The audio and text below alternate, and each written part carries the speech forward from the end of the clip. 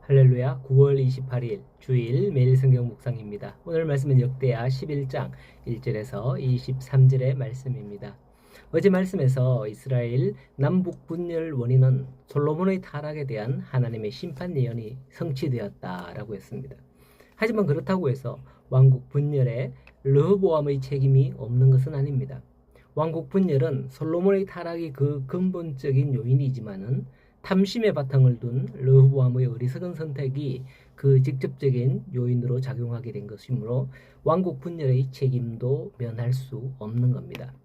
오늘 본문에 보면 이러한 가운데 르호보암은 북부 10지파의 반역을 응징하고 진압하기 위해서 자신을 지지하는 유다와 베냐민 지파에서 군사를 소집을 합니다.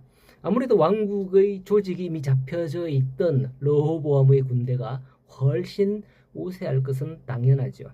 하지만 2절에 보면 스마야 선지자가 하나님의 이름으로 르호보암의 군사 행동을 중단할 것을 촉구하죠.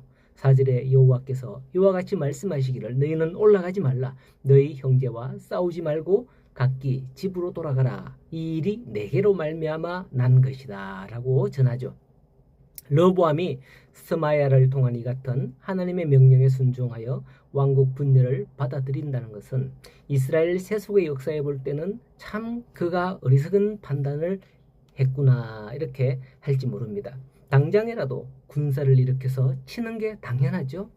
하지만 그는 저기 초기에 이처럼 비교적 하나님의 말씀을 순종하고 하나님을 두려워하는 경건한 인물이 되었다라는 것을 볼 수가 있는 겁니다.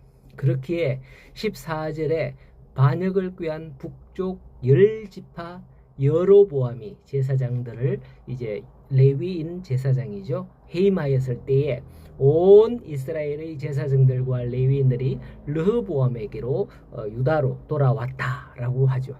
이로 말미암아 하나님께서는 3년간 르호보암이 아주 강성하게 되었고 이 3년 동안 다윗과 솔로몬의 길로 행하였다라고 평가하고 있습니다.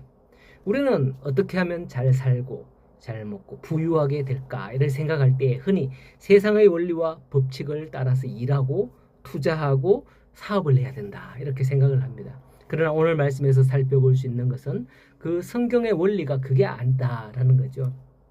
하나님의 제사장들과 레위인들이 함께 하고 이러할 때에 하나님의 말씀이 왕성해지고 그 말씀대로 사는 자들에게 하나님께서 이처럼 복을 주시고 또 성경에서처럼 르호보암을 강성하게 하셨다는 것을 볼 수 있다는 것이죠.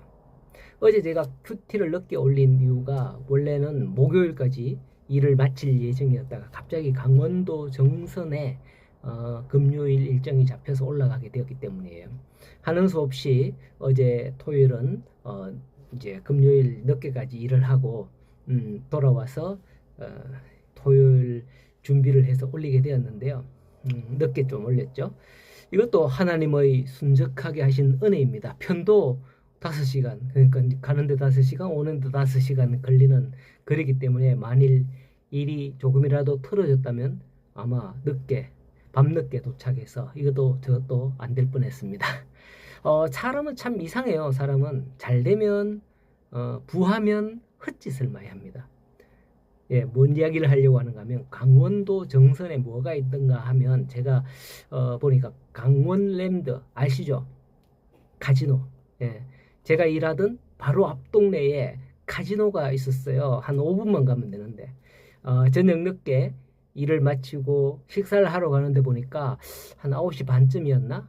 예, 그런데도 거리가 북적이고 상점이 불을 쫙 다 켜놨는데 가만히 보니까 그게 무슨 상점이냐 보니까 전당포. 한 집 건너 하나가 아니라 아예 전당포 발음이 잘 안 되네요. 전당포가 탁탁탁탁탁 붙어서 수십 개가 골목에 쫙 있더라고요. 이 골목 저 골목에 말이죠. 유리 썬팅에는 카드, 자동차, 보석, 시계 뭐 이렇게 붙여져 있어요. 그 말이 뭘까요? 그 맡기라 이거죠. 잡히고 돈 받아가서 저 카지노 가서 하라 이거죠.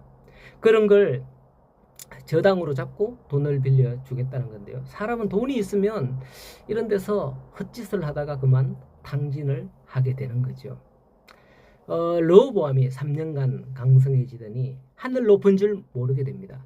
제사장과 레위인들로 인해서 하나님의 말씀이 융성하고 할 때는 강성했지만은 이내 18절부터 나오는 말씀을 보면 르호보암도 아비의 본을 받아서 아내 18명, 첩 60명을 두었다라고 합니다. 사실 오늘 본문에 이러한 것만 나오는데 내일 본문 12장 1절을 들어가면서 나오는 말이 르호보암의 나라가 견고하고 세력이 강해짐에 그가 여호와의 율법을 버렸다라고 합니다. 오늘 말씀 후반부부터는 바로 이렇게 되는 그의 전초전의 그런 내용들이 기록되어 있는 겁니다. 세상 사람들과 똑같이 나갑니다. 자기 아버지 솔로몬과 같이 똑같이 나갑니다. 솔로몬 때문에 지금 이 나라가 두 개로 쪼개졌는데 말이죠. 여러분, 어제 말씀에서 볼 때 르호보암이 복을 받을 만한 것 같았습니까? 전혀 그렇지 않았어요. 자기와 함께 자란 젊은 신하들의 말을 들었다는 것은 쉽게 오늘날 말아서 재벌 3세인 거예요. 재벌 3세. 재벌 3세는 1세 할아버지가 오냐 하면 그렇게 키운 손주잖아요. 손주. 그걸 등에 업고서 얼마나 망나니 행동을 했냐 말입니까? 어릴 때부터. 뭐 클 때는 다 컸을 때는 못하겠죠.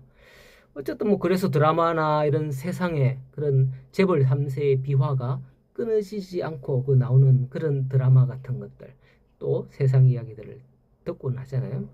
르호보암도 별반 다르지 않은 듯 노인들의 지혜 따위는 무시하고 자기와 같은 동년배, 유학파 뭐 이런 이들이 더 지식이 많다 하여서 그들의 말만 듣고 아주 교만하게 행하였던 것 같습니다.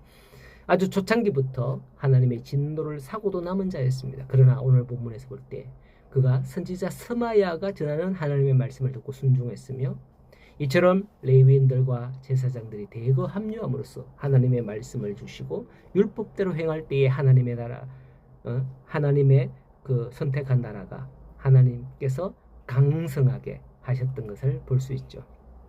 좀 전에 말씀드렸듯이 우리의 강함은 세상에 무엇보다 강하신 하나님이 함께 하실 때인 것입니다.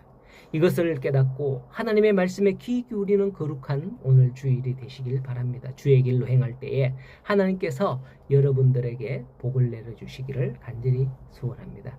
오늘도 하나님과 함께하는 복된 주일 되시기를 축복합니다.